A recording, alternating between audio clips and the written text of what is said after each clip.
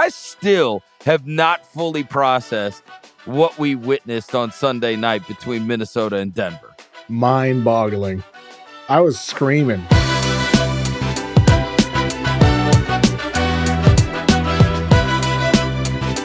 Welcome to the Mismatch. I'm Chris Vernon, and joining me as he does every Monday night from TheRinger.com is Kevin O'Connor, a.k.a. Kevin O'Bomber, Kevin O'Concert, Kevin O'Climber, Kevin O'Camera, Kevin O'Conflict, Kevin O'Candyland, Kevin O'Blizzarian, Kevin O'Sphere, Kevin! Verno! We're here. Conference finals, baby. We are all the way to the conference finals. This is the first night in a long, long time that we have not been watching basketball and then coming on after a basketball game and potting about it. I don't know what to do with myself. It's kind of weird to not, have a game to think about or watch or, analyze. It's weird. We'll be back to it tomorrow night. Yes, we will. Let's start with the incredible. The Minnesota Timberwolves are in the Western Conference Finals after knocking off the defending champion Denver Nuggets on their home court in a Game 7, 98-90, after being down as many as 20 points in the second half of the game. Kevin, if you would have told me that the best player on the Minnesota Timberwolves, Anthony Edwards, would go 6 for 24 and that they'd be down 20 points in the second half of that game, I would have told you there is roughly a 0% chance that they win that game. And maybe you would have thrown a couple more facts. Maybe you then would have said, but the Nuggets are only going to score 37 points in the second half. And then I would have said, what the hell? And Jokic and Murray are going to be the only other players on the Nuggets in double figures. Maybe then I'd have given it a 5% chance. Because, again, you've already told me Anthony Edwards is 6 for 24 and that they're down by 20, so I guess I just would have thought it was low scoring. That was honestly, we have had 24 hours now to kind of process what happened. I still have not fully processed what we witnessed on Sunday night between Minnesota and Denver. Mind-boggling. I was screaming watching the game from the seat that I'm sitting in right now. Screaming. I just couldn't believe what I was witnessing. The fact that you, in the second half, on the road, in a Game 7, at altitude, against the defending champions, have a 30-point swing in one half? It's unthinkable against Denver. It really is. And I think, the first half from Minnesota, I rewatched part of the first half at halftime of the game. And I was looking at Denver's defensive effort, at the way in which they just stuck to Anthony Edwards like glue, the way KCP was defending, the way Jokic was defending. And I'm like, damn, they look like Minnesota right now, the way they're playing defense, the way Minnesota did at times during the series. Blocking perimeter shots, blocking jumpers. Yes. We were talking about in Game 6, not even in a defensive stance. And now they're blocking jumpers? What is happening? Yep. I was like, Denver looks like they are clicking on all cylinders. This is the championship team. Let's see how the second half looks. And it just completely flipped the other way, where Minnesota looked like Minnesota again in Game 2, where they were just flying around, swarming on defense. They won that game and got back in it because of their defense. Because of their defense with their game planning, the timely doubles against Jokic, bringing a guy from the top, the way in which McDaniels defended, the way in which Edwards defended against Murray, all of them collectively, Gobert lurking around the paint, helping off of guys, Towns against Jokic on ball, who was sensational throughout the entire game, making things hard on Joker. They won that with their defense. And I can't help but think, moving forward here, I know we want to talk about that game specifically, but they answered the questions against the Suns, a team that beat them during the regular season pretty handedly. They beat the Nuggets. They took down the defending champions. And now you have a different type of challenge against a perimeter creator with Luka and with Kyrie. It's a different type of team, but they've beaten two dramatically different types of opponents with the Suns and the Nuggets. I think this Wolves defense, they're definitely starting to define themselves as like 04 Pistons-esque. And then you have Ant with a bunch of other good players on the team. Ant can have an off night and your team can still win. That's kind of wild to me. Like, this feels like a team that is constructed to shapeshift and beat any different type of opponent. So I'm picking them to go to the finals. I'm picking them to win it at this point. But I can't get over the way they swung that in that second half of the game. It was complete opposite halves. They started rebounding, they started defending, and everything just flipped. They were sensational in the game, and it was those other guys that got it done. Obviously, a monster effort out of Jaden McDaniels, monster effort out of Karl Towns. Oh, Towns monster. was awesome. I mean, and Naz Reid with a bolt of lightning when they needed it most, with the block and then the run out dunk. Dude, his fourth quarter coming in with Cat's in foul trouble, and like suddenly, minutes you're like, like Denver they might build this back. But Naz Reid came right in and he put it all out there, man. He was incredible. And you talk about those guys on that team that, like, and we're going to talk about the other series, the other guys stepping up. And you could not have asked more from Murray. You could not have asked more from Jokic. And they got nothing out of anybody else. I mean, Michael Porter Jr. was a dog in this series. I think he had 3 different times he's under double digits. I just told you nobody else had double digits in the game in the entire game. Porter, this is the second year in a row now. Porter, last year, the second round, the conference finals, and the NBA finals, he averaged 12.3 points on 11.4 shots per game on 32.7% from 3. His offense fell off a cliff in the second, third, and fourth rounds last year. And this series in the second round against Minnesota, 10.7 points on 10 shots per game at 32.5% from 3. And he was way worse defensively than he was last year during that same stretch where you're struggling offensively.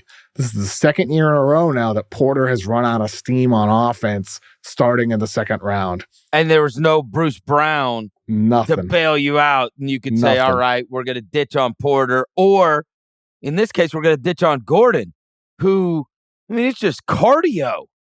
He did a lot of running and jumping. But, Kevin, I would tell you, you could take any guy in the league, put him in there and play him 42 minutes. He's getting you 4 and 4. It's just, it can't happen. It can't happen. Then I get they're cutting off the lobs to the basket. But, just from a strict activity level, when you know the amount of pressure that they're putting on Jokic and Murray, and how they're deploying all manner of different defense towards those guys, these other guys have got to pick it up for them. And you look at these teams, and the ones that had players that picked it up for the extra attention that their stars were getting, that's the reason that those teams are in the positions that they're in and one of the final 4 teams. And Minnesota was that team. You saw them consistently running doubles at Anthony Edwards. And I believe he only had 1 turnover in the game. And so he was not getting his shot to go down. He forced some. He shot a pretty terrible air ball.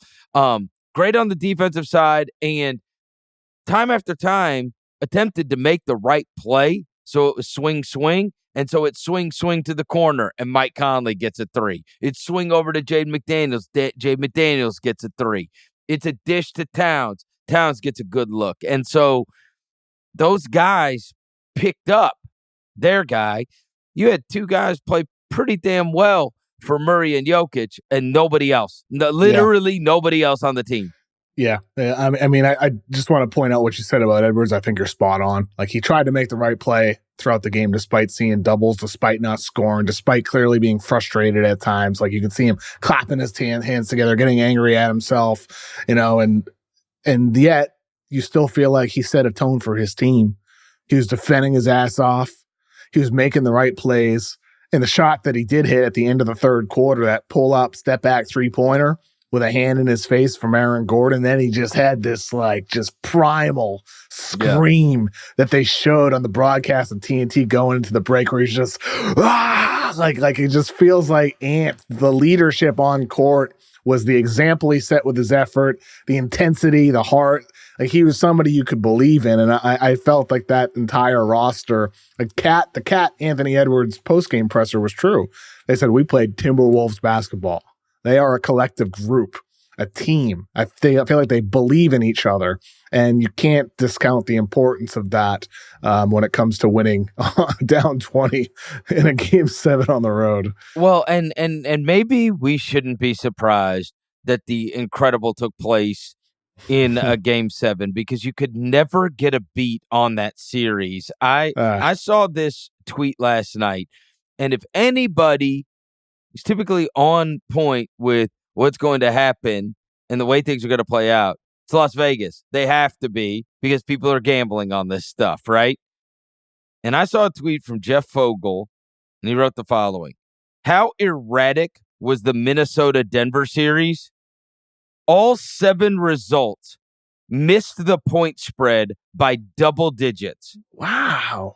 3 of the 7 missed the point spread by more than 30 points. Wow. 30! Road underdogs in the series went 5-2 straight up. That's crazy. Yeah, that's nuts. Yeah. You had 3 of the 7 games miss the point spread by 30. You had all of them miss the point spread by double digits. It was never even close to the line in any of the games all the way to the end. And what was I guess this one landed on 8. I mean, obviously Denver was favored in this game, but we never, we got the 2 Jamal Murray game winners in the first round. Like, none of these games were close. And honestly, the most impressive thing is winning a game 7 on the road against a healthy defending champion, which is not your normal home court. That's the altitude where they have had a severe advantage. It's that thing was a 1-point game going into the 4th, and that was a possession game with 5 minutes left. That's the exact moment where it's like, stop the tape. Who you want? I mean, there's no amount of money I wouldn't have put on Denver, right? Last 5 minutes, what I've seen from Anthony Edwards, right? Last 5 minutes, and now I take that back. Maybe not 5 minutes, because with about 7 left, Gobert hit the damn fadeaway. Yes. And I tweeted out, this a wrap. Exactly. It's so funny. In the press conference, they all pointed to that moment. Yeah. They all said the same thing. Okay, we're winning this. If this son of a bitch is going to hit 15-foot fadeaways, we got it. Dude, I can't believe Rudy Gobert hit that shot. Nobody can. Except Rudy Gobert. And then earlier, like a couple minutes prior to that, Reggie Miller made the joke after Gobert had the left-handed layup, kind of like mid-air. He's like, did Rudy just Michael Jordan? Bro, he lost the ball mid-air. And it just went in. I also, you got to give credit, I think, also to Chris Finch. Chris Finch decided to stick with Rudy Gobert despite Gobert having a really rough first half. I mean, there were a couple times he didn't box out Jokic in that second quarter, who inhaled 15 rebounds in the first half. Gobert missed some box outs. Gobert, I didn't feel like was super impactful in the first half of that game, but Finch stuck with him. He stuck with his guys in the second half, and they won it with their defense, with Gobert being a significant part of that, with his defense, but then also with some of those, miracle shots that he hit as well. Well, I think he made 3 shots, and 2 of them are like for the championship DVD if it ever comes out. Yeah, I mean, but you got to give credit to Finch, and with Rudy Gobert's sensational play in this entire postseason for Minnesota, leading them in plus minus. The Wolves are better when they're on the floor. They have an elite defense because of him. The guy is proving a lot. Both Cat and Gobert are changing the narrative about them throughout this entire postseason with their defense, with their selfless play on offense. Both of those guys are changing the way in which people have to talk about them. The Draymond stuff on TNT is total nonsense. What he said after Game 5, it's ridiculous. It's foolish. I can't. What was it? What did he say? He said, "Oh, the wee joke." Oh, yeah. Well, look, if he's going to get dinged on for getting torched by Jokic, I mean, look, Towns did a better job on Jokic. He did. Yeah, but that's like Draymond. It's so disingenuous for him to say that because it's hard for him to analyze a guy he choked. Well, no. What I'm saying is for Draymond to say Rudy Gobert isn't even defending Jokic. He's the center. You're not defending the center. It's disingenuous because Draymond is smart enough to know his role in those finals against LeBron for 4 years in a row wasn't to defend LeBron James. His role was to roam off ball and cause havoc for everybody else on that team. It was Andre Iguodala who was defending LeBron James. It was other guys defending LeBron. Draymond Green defended LeBron for about a tenth of the possessions on the floor. That's the same thing. It's the same concept. It's just Draymond holds this grudge against Gobert, and he's going to say what he feels like is hot, and it's going to poke at him, even though they've played the same exact role against an MVP caliber talent on the other side. Well, Draymond very rarely would take on perimeter guys as his assignment. I mean, but he did, and he can. I mean, and also, by the way, he is a post defender. By the way, Jokic is a perimeter guy as well. He's a perimeter guy and an interior guy. He's everything. Yeah, and you're right about the Finch thing. They stuck with Rudy Gobert and it paid big dividends. And very wise for him to. I would imagine what he said was, "We are." Yeah, well, he probably didn't even acknowledge it. He probably didn't. Obviously the guy had struggled. And so I think what he probably said is he pulled Anthony Edwards and Mike Conley aside and said, will you guys stop throwing him the ball? How about that? I'm leaving him in. The guy's a great defender. Stop throwing him the ball every damn time on offense. They want him to catch the ball. Stop throwing it to him. And so they did. And also, their offense was spurred on because they're just stop, score. And that's just, and then you looked up, and I think everybody that's watching that game is like, what just happened? Because it's always weird when a big run happens like on the road, because, you start to hear the murmuring in the crowd, but there's not the level of energy that and elation that goes on with a big run when it's happening on the road. And so it was even hard to process in the moment. Like, is this happening? Are they really down 5? Like, how? I couldn't believe 20. It was a crazy run. I still can't believe it, to be honest with you, man. It's absolutely shocking. And now Denver, they face an offseason where Kentavious Caldwell-Pope will be an unrestricted free agent. They have challenges with the second apron.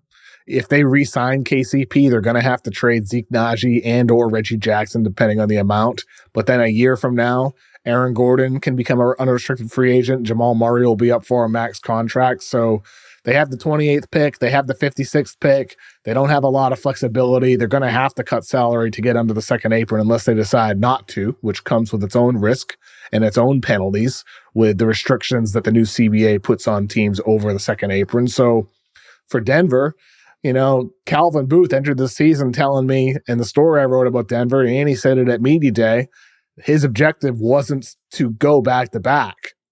And yet you have a situation in which your rookies really didn't play a lot this year. Michael Malone leaned on the veterans. He expressed multiple times frustration at the inexperience on the bench. Do they meet in the middle now? Does Booth look at more veterans? Will Malone play those rookies in their second year? Will they be contributors? You got to round out this roster, man. Like they do need some help. They didn't look like they were not the deeper team against Minnesota. They were not the more athletic team against Minnesota. What changes are going to be undergone for Denver this offseason? You could do minor tweaks. As long as you got Jokic, you're going to be fine. And be honest, they ran into the one team that could beat them. And this was, do you think come on. You do not think anybody else that could beat Denver? The one team for now. I know, but you don't. But okay. But you know what I mean? Like the one team for now.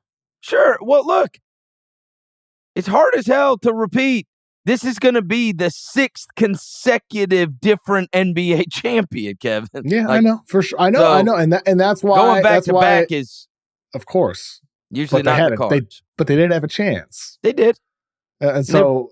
And what I'm saying is, like, Minnesota is going to have to undergo some changes too. The second apron, the new CBA forces teams to make changes. So what will those changes be for Denver? To me, one of the things that Calvin Booth needs to think about this offseason is, do you trade Michael Porter Jr., who 2 years in a row now has struggled after the second round in the postseason? His numbers have fallen off a cliff. Do you consider trading him for parts? For 2 guys or 3 guys, or, maybe a pick or 2 and a guy? Because with Porter, I felt like in the series against Minnesota, they lacked creation from that guy. Porter is a flamethrower from 3.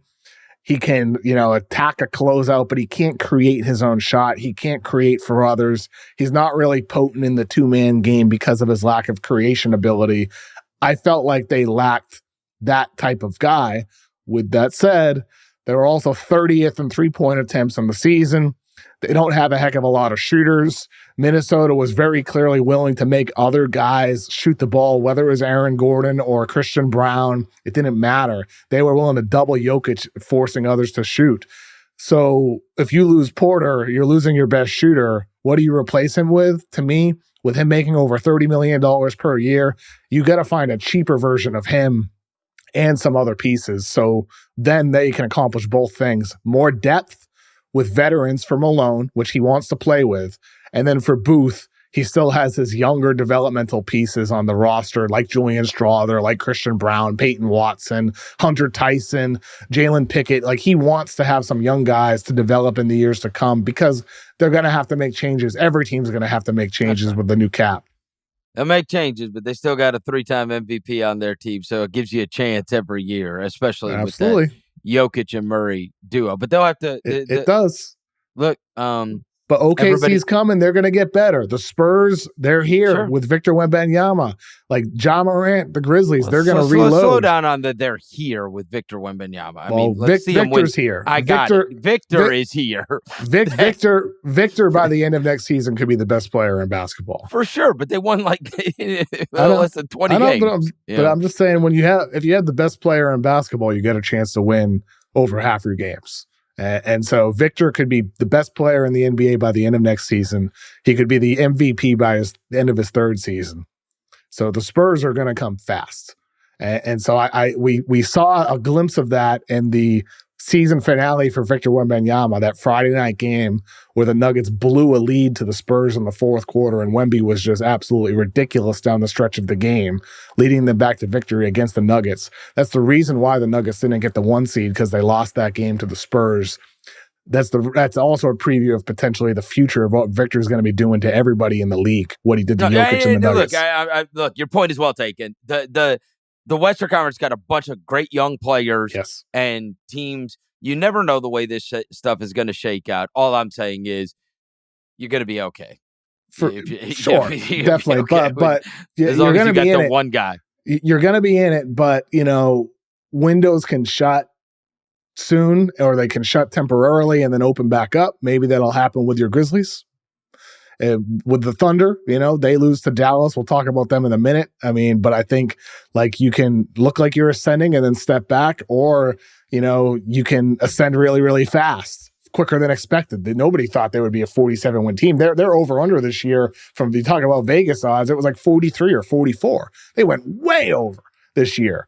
So I just think Denver, like the plan Calvin Booth has talked about with wanting to be a dynasty, winning 3 out of 7 or 4 out of 8 and all that. I mean, yes, you have the best player in the world right now, but damn, dude, like the West is only going to get better, I think. Did you say Oklahoma City lost? I did. I'll be damned. They did. I know. What a shocker, huh? Wow. Who could have seen that coming? I was watching that game with a bunch of Mavericks fans. I was in Dallas on Saturday night for that game, not at the arena. I was at Kirk Henderson's birthday party. Kirk Henderson. From Mavs Moneyball? Yep, Kirk Henderson. Yep. Mm-hmm. And you were watching it with Mavericks fans? At Oh, Kirk my God. Serious Face on social media. Were you wearing a Thunder jersey No, at this party? I had like a just a black shirt or a blue shirt on, something like that. All right. Well, But, the Mavs ended up beating Oklahoma City. Luka and that was one of the best games of the playoffs. By the way, that was amazing. That was incredible. Hey, there is nothing. Oklahoma City has nothing to apologize for. I know that this whole week is going to be spent on why didn't they get Daniel Gafford? Maybe they should have Derek Lively instead. Like maybe they should have gone and done something at the trade deadline. And it's all in retrospect. I think Sam Presti was always, and again, you can disagree with what he thought, but he kept saying that this is kind of like in its infancy. And he called to your point, an evaluation year. Correct. We're going to see what we got. We're going to see all these guys in this position. Now we're going to find out, all right, what we got? Which of these guys can really play when the stakes get bigger? Which of these guys can we roll with? How do these guys fit together when somebody game plans against us? And I think it was invaluable for the evaluation of his team to be able to get him in the two series that they played while losing in a game 6. And in terms of that evaluation, Chet's just going to keep getting better and better. Jalen Williams went through it for the first time, having somebody trying to make life hell for him. You saw that Josh Giddey could be rendered unplayable. You saw that Kason Wallace could give you minutes and step up. You saw that you have a bona fide superstar who played that series out and ended up walking away with averages of 32, 8, and 7. Sensational. He was awesome. And look, there's a lot of guys on that team that are in that spot for the first time and are going through it. And it's step up time when Shai Gilgeous-Alexander is going to be commanding all this attention. And we just talked about this with Denver and with Minnesota. Minnesota's guys stepped up, and they had enough that stepped up in Dallas. PJ Washington, games 2 through 4, had 3 consecutive 20-plus point games. Derek Jones Jr.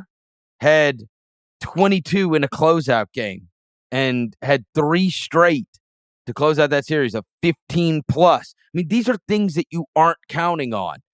And when their guys got game planned against, like, they did the extraordinary. That's the way these series goes. Like, you're going to ding Oklahoma City for saying, all right, we'll live with PJ Washington, a 32% three-point shooter, shooting threes.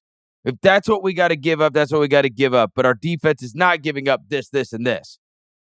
And then the guy shoots 47% from 3 for the series. Isn't the irony of that is like you let him take a lot of open shots in the series and then you foul him. I know. Foul him. You contest too hard on the shot. And also, it took him 3 games to start guarding him.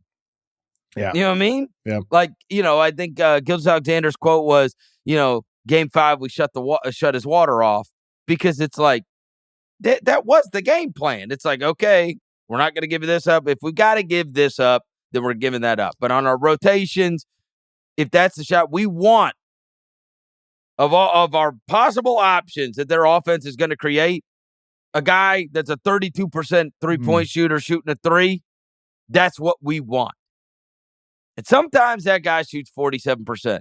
Trust me, I lived this covering that series last year against the Lakers. Rui Hachimura turned into damn Steph Curry. It's like, the game plan was for Rui Hachimura to get the ball to end possessions. But if he makes every shot, then it's like, okay, live and learn. And PJ Washington and then Derek Jones Jr., he then became the one. It's like, all right, got to live with something. If Derek Jones Jr. beats us, then we just got to tip our cap. Well, you're tipping your cap. So the Mavericks got those. And Lively, 15 rebounds, 12 points, best plus minus on the whole team throughout the series. Just incredible. Incredible performance by a rookie, for sure. Yeah, I mean, well, I think a lot of the things you're highlighting are outlining, just to stick with the OKC side of things there, what's missing. Chet, 3 rebounds in that game. They need more size and bulk in the front court, which was pretty obvious, during the season. It's just they wanted to roll out with what they had.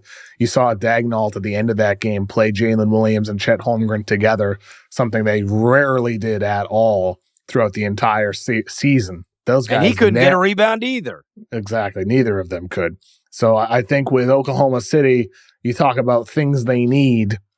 They need to find someone better than Josh Giddey to fill those minutes. Somebody who can provide offense, especially off-ball shooting, maybe even without getting touches, because you don't want to take the ball out of SGA's hands or Jalen Williams' hands or Chet's hands. He can create too, all too often. So you got to find someone better than Giddey, and you need to find size as well. You need to find size at the wing position, I think, still. I think having another guy, maybe that's the Giddey guy that replaces him, more size at wing, and then more size next to Chet. To me, I think Oklahoma City, I know there's a lot of disagreement on the vision for what you do next to Chet. I just think you look at Minnesota with Rudy Gobert, Naz Reid, Karl Anthony Towns, the different types of styles with bigs where all 3 of those guys can play together with 2 of them on the floor at a time, or one of them can be out there at a time. If you're Oklahoma City, I think they need to find a guy that adds bulk and size and rebounding and interior beef to contrast Chet's leaner, perimeter, versatile style. And then you could play Chet at the 5 sometimes, and then sometimes you play him next to a 270-pound big man. I think that's going to be one of their priorities. Let him fly around like Giannis. Let him fly around like Jaren Jackson Jr. Let him fly around like Rudy Gobert gets to fly around. Bingo. Spot on. And look, it killed him in the second half. It just did. I think I think it was 22-2 second chance points in the second half. I mean, it's a 1-point game, Kev. Any of those rebounds go your way. And it's a different world, possibly. And they just could not keep them from it's one thing to get the initial stop, but having to get a second stop that often, it just broke them. After the game, I posted how the Thunder should draft Zach Edey. I said the Thunder should draft Zach Edey, and because he addresses all those needs we just talked about. And the response to that was really interesting. I found Edey is a very, he's a hate him or love him prospect, right? So people are like, you're a dumbass, or they're like, Edey would be great. It'd be a perfect fit for the Thunder. But then what was interesting, I thought, was the Thunder side of things, where people were like, yes, this exactly fits their needs. They need rebounding. They need interior size. This adds a brand new wrinkle to everything that they do. But then the other side of it was, no, he doesn't fit who they are. He can't run with them. Okay. I mean, but what about the 2024-25 Thunder? What about the 25-26 Thunder?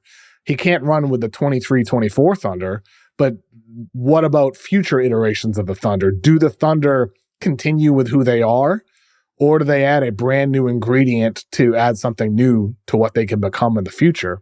Is what they've been this year the formula for their championship teams, or do they need to change a little bit of who they are based off of what they learned this year? To me, that's the question Sam Presti and that Thunder front office need to ask themselves. Do we want to continue being this, or do we need to change a little bit of who we are? Foundationally, as a franchise with your roster construct, it's not just about the players. It's also about who you are and how you play. And that's where I think whether it's Zach Edey or trading up for Donovan Clingan, the UConn center, or even drafting Khalil Ware out of Indiana, who can shoot threes a bit. He shot over 40% this year at Indiana. Whoever it is, whatever the big is. I don't think it needs to be a young guy either. Just have somebody that can rim protect and give you another look. How about in that case, wait for, see what the Sixers do this offseason and see if Joel Embiid demands a trade? Well, you're talking wild, but yeah, I am talking wild. But wild things have happened. But you see these other teams that are, the the Hartensteins of the world and what happens with guys like him, the Clint Capellas of the world and what happens with guys like him, the Jared Allens. Capella's way past his prime, man. No, he's not. No, he's not. Yes. The Jared Allens of the world. Again, look, these guys are, whoever it is a role player. That's what they are. They're playing a role. So what's wrong with Edey, number 12? What's wrong with that? Because he's slower than hell. They just going to wait for him every time to get down the court with him? I think that's unfair to Edey. He is. You could win a foot race against him. No, I couldn't. Did you see him run? Neither can you. Neither can most people who listen to this podcast. You see this guy run? Looks ridiculous. Come on. The way the pace and space of the NBA is now? Nah, man. Not with a young team that flies up and down the court. So So you're not a believer in Edey as an NBA player. I think it could go. How many? He only posts up. Yeah, but yes, in college he only posted up. Okay. But in the NBA, if he's playing in pick and roll with SGA or Jalen Williams, he suddenly becomes. He's not shooting jumpers. No, I never said shoot jumpers. He suddenly becomes a lob guy. He suddenly becomes a guy that beats up on switches. He suddenly becomes a guy that's cleaning up rebounds on the roll. If SGA drives and misses a layup, he becomes a guy that's standing in the dunker spot looking for lob opportunities. And yes, as a guy who has shot over 70% from the free throw line and has really good touch on hook shots and floaters in the lane and has practiced his three-pointer over the years, if he were to go to OKC, who has the best shooting coach in the world, and Chip England, yes, there's a chance that he could become a spot-up three-point shooter. I think his, quote, improvement, his massive improvement and a different player is wildly overstated. That's what I think. I think he is who he is. And it's great in college, but there's a reason he went back to school. He had to. And I don't know what is that radically different about him. He is still a non-entity defensively. Yeah, we'll see. He is. We'll see. That guy should average 50 blocks a game. Yeah, I know, but he didn't because all you have to do is stand in front of the basket. Yeah, I know, but like sometimes he wouldn't even contest. Like I think you can look at Edey. That's my issue. You can. I understand. Like you can, but part of that is because he was so important to their offense. He was the center of everything that they did. Part of that was like having him avoid foul trouble. But then you could see blocks like the one he had against Dalton Connect in the game with Tennessee, where he looked like an amazing rim protector in that moment, in that big clutch play down the stretch of the game. Edey, if he's playing next to a Chet Holmgren type and his role is to play drop coverage and sit near the rim, he might be a better NBA defender than a lot of people are expecting him to be. Situation is so important, Chris. I'm not saying he's going to be I'm not totally sold on Edey as like some high-level player in the NBA, but I'm very intrigued by him in certain fits and certain situations. And to me, if I'm Edey's camp, I'm doing everything in my power to get him to go to Oklahoma City, because to me, that's a perfect basketball situation for him. Whether it's perfect for Oklahoma City, that remains to be seen. That's dude like it rooted in whatever Presti's vision is for how he builds this thing out moving forward. But to me, like in the Edey side, you want OKC at number 12. So I would just say, again, enough on Zach Edey. I'm not telling you the guy's going to be a bum. What I am going to tell you is nobody runs post-ups in the NBA. And that's 99% of his offense. We'll see. It just is. Yeah, well, 99% of his offense. Yeah. I mean, it's a lot of big roles in college, and then they get to the NBA, and he's not a great defender. And then in the NBA, they become screen and roll guys. I can't even have him get out. I can't even have him get out away from the basket without it just being torch city. He's not getting back. He's not one of those guys that can recover. And so, I don't know. I think I can't wait. Edey's the guy I'm like most looking forward to seeing what he's like in the NBA. I can't wait. Well, we'll get to see him. I hope he's really good. Personally, I'm rooting for him. I'm sure you do. I am. I wish maybe I'll have his jersey back there at some point. I wish he was French. You'd really be in love with him. Get an Edey OKC jersey. Look, I'll say this for Oklahoma City. SGA said something at the in the press conference after the series, and he said, it's moments like this that make champions, and that's true. Yeah. Who knows what their trajectory is going to be? Who knows? You never know the way it's all going to match up. We certainly would have never fathomed in a million years that we'd be talking about the Pacers in an Eastern Conference final. So you never know the way this stuff is going to go, but they got some scars for sure. And I thought fought very, very hard in a highly, highly competitive series against Dallas. So now Dallas, who we highlighted their other guys, usage rate for Luka Doncic down significantly from the last time we saw him in the playoffs. He was towards 40% usage rate when we saw him in 2022 in those series against the Clippers and Utah and the like. It's down to I think I saw John Schumann's article, 27% in this series, which is certainly the lowest it has ever been in a playoff series. And I think that speaks to the attention he gets, but also having Kyrie there and trusting those other guys and those guys being able to get it done where he's not. It's not just completely heliocentric. I think a couple weeks ago when we knew it was going to be Timberwolves versus the Nuggets, I said, this feels like the Eastern or the Western Conference Finals, but the only thing that can stand in the way of that is Luka Doncic. If we feel like the best player usually wins, well, very well may be Anthony Edwards when it's all said and done for the Western Conference. But the guy right now, the best player left, the most accomplished player left, is Luka Doncic. And I do feel like everybody has written off Dallas having a chance in this thing. And I think that's probably foolishness. I think Tim Legler's picking the Mavs. He is? Yeah. Oh, okay. Well, I mean, we started off the podcast and you already said you've got the Timberwolves winning the title. So I do. You've written off the Mavs, right? I wouldn't say I've written off the Mavs. I think this will be a super competitive series. I mean, they were 16-2 before they punted the last two games, and then they've done what they've done so far in the playoffs. Mm-hmm. So why do you like Minnesota against Dallas? I'm not saying you're wrong, because certainly, look, they just beat friggin' Denver. I mean, I'm not banging on anybody that likes Minnesota in this series. Don't get me wrong. No, I'm just saying I think Dallas is a formidable foe. Oh, for sure they are. They're the two best defenses so far in the postseason, Minnesota and Dallas. Dallas, we talk about their offense all the time, but they are sensational on defense. They just turned off the paint for Oklahoma City. They'll make things difficult for Minnesota as well with their wing defense with Lively and Gafford, especially Lively in the interior. Kyrie hasn't been scoring, but he's been defending his ass off. Luka's playing the best defense of his life. The Dallas defense is legitimately high level. So if that's an equalizer against Minnesota, you give an edge to Dallas's offense with the weapons that Luka and Kyrie are, the way in which PJ Washington, Derek Jones had performed. You got Lively and Gafford as lob threats. You're going to have Rudy Gobert defending Luka and being in that in-between stage. Am I helping on a Luka floater or pull-up, or am I defending the lob at the last second against Lively and Gafford?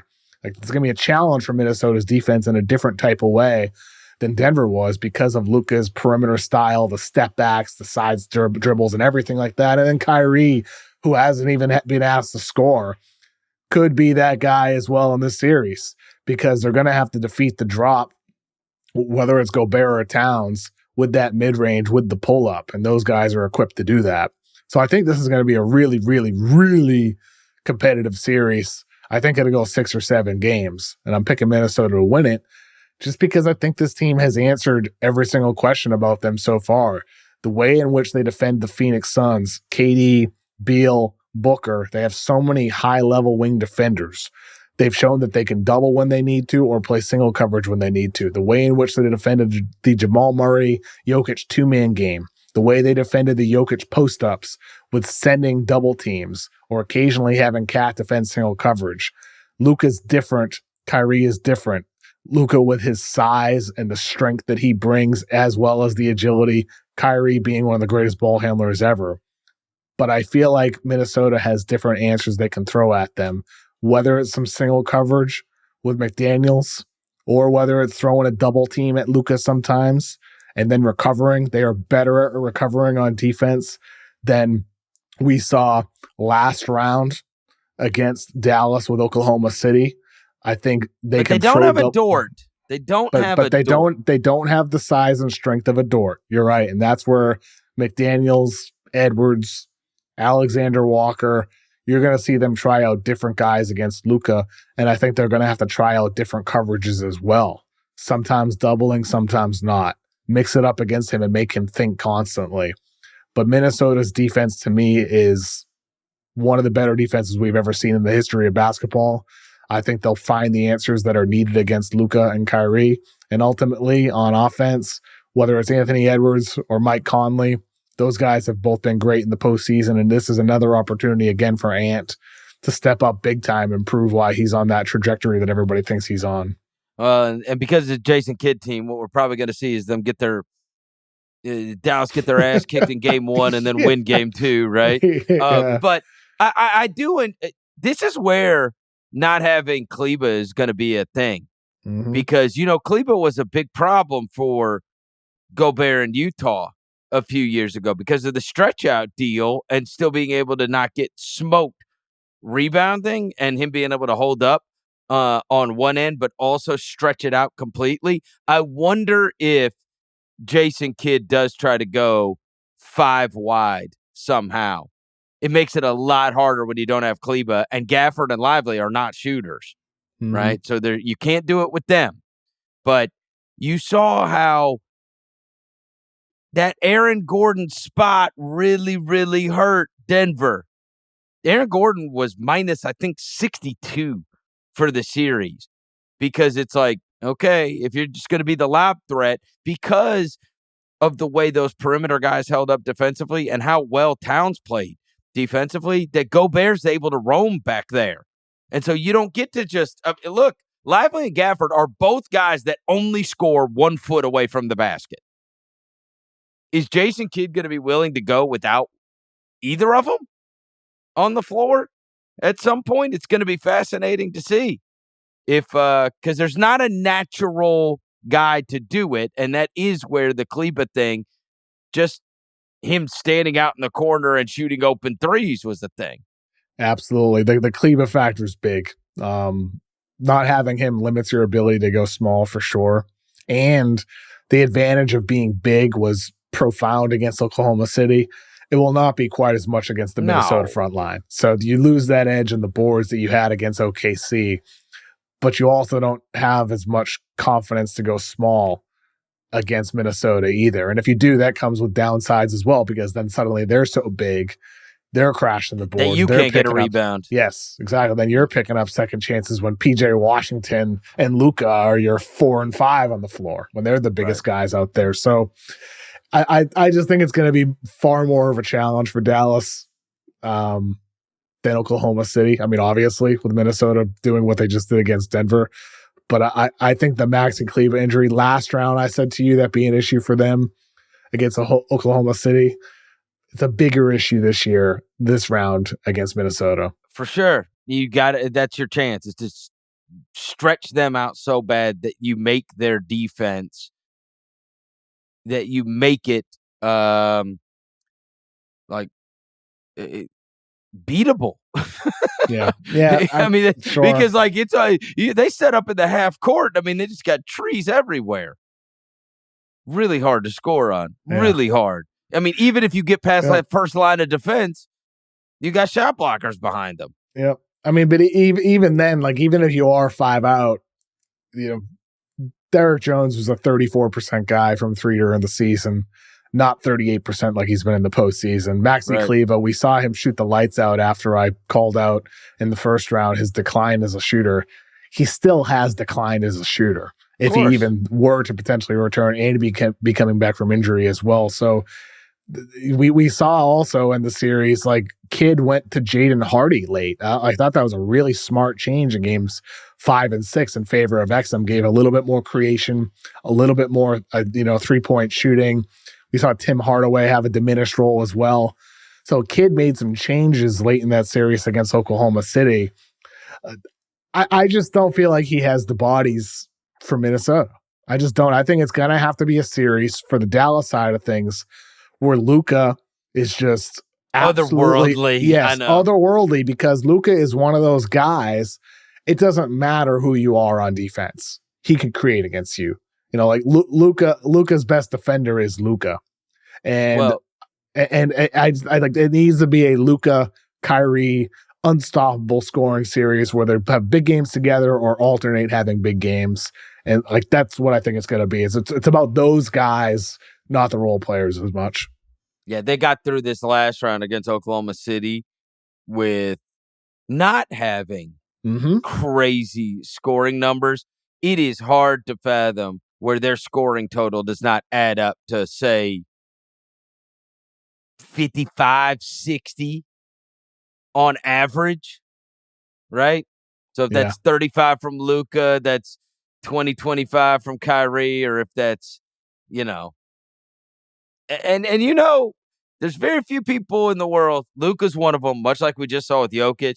If I told you this guy's going to average a 37-point triple-double for the series, it's like not, right? Sure, yeah. The idea that that's not crazy. I know that they're playing against the number one defense in the world, but like he might be the second best player in the world. Yeah. And they may mow down both of them on their way to an NBA Finals. Certainly, they're the favorite for a reason. And either way, you're going to have to reevaluate. We've spent 8 years doing this pod, and I've always told you there's a reason, guys, you're typically 27 or above when they're the best player on championship teams. And we've gone through the list 1,000 times. No matter what happens, unless I guess Jaylen Brown is the best player on the Celtics in the series because he's 27 years old. But no matter what, Tatum's 26, Luka's 26, Halliburton is 25, and Edwards is 22. So the trend is going to break. There was that 1 year off where Giannis did it a year earlier than most guys usually do it. He did it at 26, and then we went right back to the 27 or older with Jokic getting his first one. This one, it's going to be a young player, and that may just be the case now. And it might be because guys are coming to the league at, 18, 19, and they've got a lot more experience at 25, 26 than the first 75 years of the NBA, right? So that might have been the way it was forever, but it may not be the way it is now. But, man, there's a lot of historical things that trends have gotten bucked. Typically, you've got to have one of the best 5 players in the league. If that's true, then it's Luka. But I feel the same way as you do, which is, man, I know what the history of the league tells me about the age of the best player and the greatness of the best player. But this Minnesota thing feels different because of what they just did against Denver. And it might not matter that their best guy's 22 because I just watched him shoot for shit and still win. Yep. Yep. I mean, no matter who wins it, it's going to be somebody new this year, which is kind of cool. Bro, with this Final Four. Did you see that thing that was going around about the top 15 salaries in the NBA? That Rudy Gobert is the only one still playing. The only player? Yeah. Of the top 15?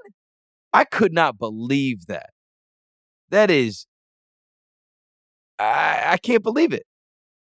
None of the highest paid players in the league, except for Rudy Gobert, are still in the mix. Crazy. So we got Minnesota, Dallas. Then on the other side, the Pacers. Look, we're probably burying this way down, but I said this when it came to the Celtics. I'll say when it comes to the Pacers. You can't make apologies for playing whoever's in front of you.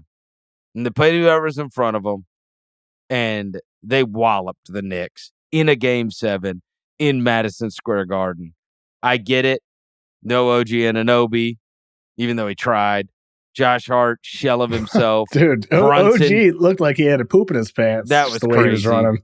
He should never have even gotten out there. Brunson ends up, busting his wrist. And by the time the game's over, 5 of the top 8 guys on that Knicks team are gone. No Brunson, no OG. Obviously did not have Julius Randle. Didn't have Mitchell Robinson. Didn't have Bogdanovich. And meanwhile, they ran into an absolute buzzsaw. And the second-ranked offense in the NBA all year has been the number 1 ranked offense in the playoffs. They have depth. They shoot the shit out of the ball. And they shot a playoff record, all-time playoff record, 67% from the field in a closeout game. Nembhard and Naismith were 16 of 18 combined, Kevin. Crazy. It's just crazy. Good season for the Knicks. Totally wounded at the end. They're all in the infirmary today.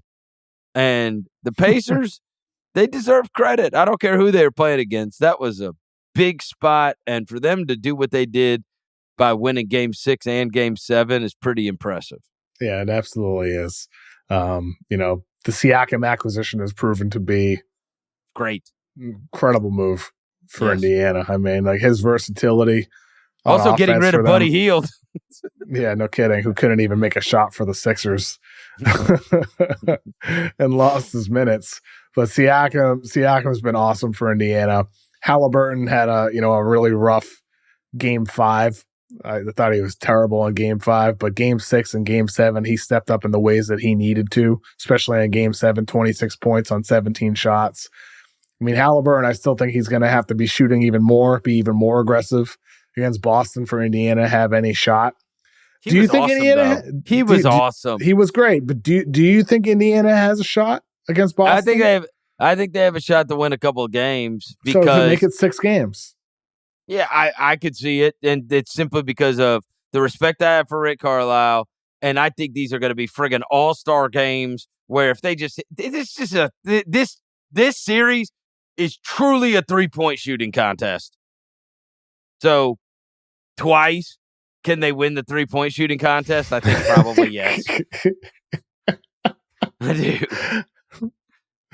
Don't you think this is just gonna be flying up and down the court?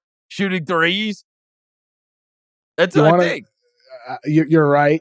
But I do think the key matchup to Pacers Celtics is TJ McConnell against Peyton Pritchard. TJ McConnell is a beast. He's amazing. They win by 12 points on average when TJ McConnell's in the game. By 12. He was awesome against the Knicks. He was awesome. He never misses. He curses at people and he flexes. And their bench is a real weapon now. That is a thing, right? As soon as somebody goes to the subs, because the Celtics bench is weak. And, in the absence of Porzingis, you're going to be flying up and down the court. You know that the Celtics might dick around at least one game. So I'm just giving the Pacers an extra game because I think they'll might shoot a crazy percentage from 3 one of the nights. Do you think Porzingis will need to return for Boston during the series? No. Okay, so you think Porzingis, they can keep him on ice until the finals? Yes. I don't think they have a choice in the matter. Well, I mean, of course there's a choice. No. No. It's a 7-footer that's been pretty frail in his career with a busted calf. With a calf injury, yep. Yeah, you're going to roll him back out there and let him tear his Achilles? Come on. Yeah, of course. I mean, no. Yeah. It's concerning. Look, I talked to you about this soft tissue stuff for 8 years. You see OG when he got back out there? I don't give a damn what they say. But guy's out. But he was managing a calf injury during the season too. Like he would miss games here and there. They were load managing him during the season with a calf injury. This is definitely a more concerning calf injury. I'll be shocked if he comes back, if we see him play basketball. During the entire playoffs. Yes. So you think he misses the finals too? I'll be shocked. Okay, we'll see. We I bet see he him. plays. He'll play. He'll play at some point. Whether We've it's the done conference we've finals against done Indiana, this pod for 8 years. I don't think I've he'll play. I don't think we've ever had a hamstring, groin, or calf where I've Porzingis gone, will wow, play, I can't believe for the guy's sure. back. Okay. He'll play. Will he be effective? Will he get hurt again? I don't know the answer to that, but he'll play again at some point. Whether it's the conference finals and a must-win game against the Pacers, or it's game 1 of the NBA finals against Minnesota or Dallas. I hope I'm wrong. I want guys to play. Yeah, me too. I hope I'm wrong, but we've I'll done this pod what, a long time. I said this when they signed him last summer. He was the X factor for Boston this season. The Celtics need Porzingis if they're going to win the NBA finals. In the finals. They need him. They need him. For sure. For the finals. They don't need him to beat the Pacers. No, they don't. But I do think the Pacers can be more competitive than the Knicks. Oh yeah, for sure. Yeah, this is a tougher series than yeah. It's just Brunson gonna be broke his freaking hand in game 7 for that matter. I know these are going to be all-star games. Yeah, they're flying up and down, and so I bet you we see a game with over 93s taken in it. Sounds realistic. We might see multiple. And Gary Washburn is going to jump off the top of the arena. Don't do that, Gary. Isn't that the guy from the Boston Globe that hates the threes? Yeah, that's him. You ever think you should go to the basket more? What he said? What was that quote I love from him in the last round? It's been a long time since you get your ass kicked like this or something. Yeah, that was good. Yeah, I mean, look. So, what are your series predictions then? Like, you think Boston and how many games? I'll say 6. I'll say Boston. I'm giving Indiana 2. I'll say Boston in 5 again. Yeah, I probably shouldn't give Indiana 2. Okay. I'm just saying the variance gets. Yeah, sure. And then what about Minnesota Dallas? 7. Okay. Yeah, I'll say Minnesota and 7. And who do you get? Minnesota? Oh, Dallas. I'll go Dallas. Okay, cool. How about that? Yeah, I think that's fair. I mean, I think it's going to be an awesome series. I don't feel great about it. I'm just going with the history. Yeah. I'm just going with the history of the NBA. And if we think that Boston could get beat by one of these West teams, I mean, you got to have a top 5 player in the NBA. Maybe Ant is, but he's not on anybody's list. Right? Could be at the end of it. Could be at the end of it. Mm-hmm. He would. This is the moment to prove it. That's right. And same thing for Boston. Same thing for Boston with Tatum and Brown, like proving that you are that guy. Yeah. So for Halliburton to reverse what the second half of the season and the beginning of these playoffs and show, hey, actually, I'm a top 10 guy. It's that opportunity for these guys in the playoffs. This is where you really make your name. Yeah. So let me make this clear. I do not have some kind of super strong opinion about who's going to win Minnesota Dallas. I hope it's a great, great series. I hope so too. But I hope both of them are. I'll just go with the history of the NBA tells us the best player wins. Mm-hmm. And the best player remaining is Luka. And look, but I just went with the best player in the last round and got beat doing that. So maybe times have changed. There's no question Jokic is the best player, and he ain't here no more. Well, so, and first round people, would have said KD and Booker better than Anthony Edwards, and then Ant shred them apart. Would you? I think Edwards could have very reasonably be put on somebody's list ahead of those guys currently. But I think most people had Booker and KD ahead of him. I think that's fair. Yeah. But yes, you could argue Ant belonged in the same level or above. Right. But Luka is for sure. Luka's now, him and SGA would be 2 best players that haven't won an MVP, right? Because they were the next 2 guys. Wouldn't you say? Because, Giannis, Embiid, and Jokic are there. There's kind of been 4 guys that everybody has, and SGA's kind of gotten into that mix, I think. Yeah, SGA, Yeah, SGA. And then you're down to Tatum. Edwards. Yeah, Edwards. Yeah. That group. Brunson. Victor Wembanyama. Victor Wembanyama. He's in the top 10. Think he's already a top 10 player in the league? Yeah, I do. All right. Mm-hmm. Well, I cannot wait to watch this play out. We're going to get to see, I guess it's all going to get started Tuesday night. And then by Wednesday. Oh, one last thing. I want to mention the all rookie teams. It was Wemby, Chet, Jaime Jaquez, Brandon Miller, Brandon Podzinski.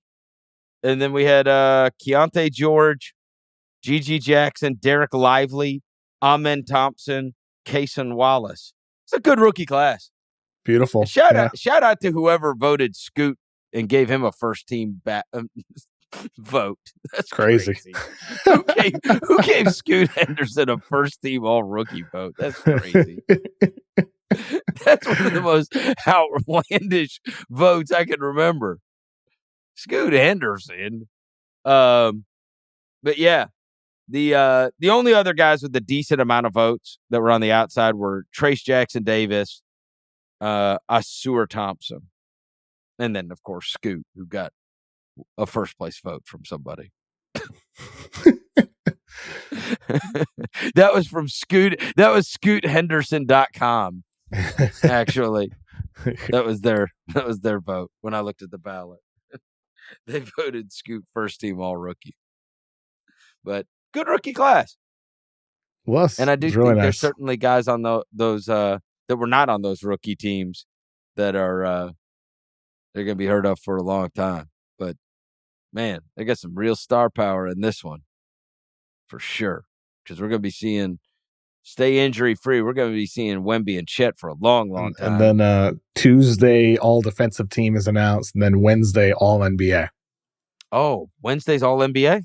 Yep. Okay, perfect. All right, we'll get to talk about it. We'll reconvene on Thursday. Thank you to our executive producer, Jesse Lopez, as always. And Kevin, I will talk to you on Thursday night. Enjoy the conference finals.